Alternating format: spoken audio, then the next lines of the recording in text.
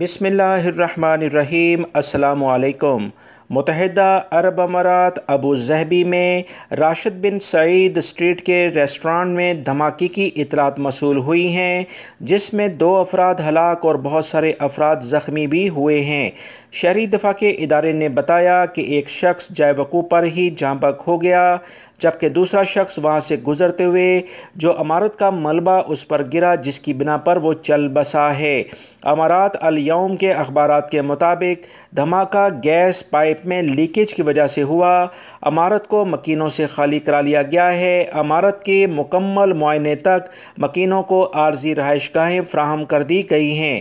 اماراتی web site کے مطابق شہر محکمہ شہری دفاع نے کہا کہ دھماکے سے بہت سارے افراد زخمی ہوئے ہیں، جس میں بعض کے معمولی زخم ہیں، جنہیں علاج معالجے کے بعد فوری طور پر گھروں میں روانہ کر دیا گیا ہے۔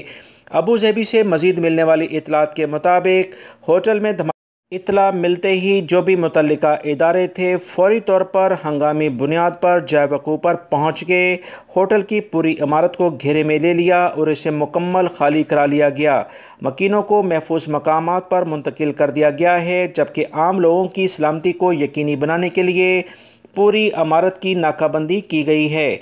ابوظہبی پولیس نے اس روڈ پر گزرنے والی تمام ٹریفک کو روک لیا اور راشد بن سعید چوک کے لیے ٹریفک کو بند کر دیا گیا ہے۔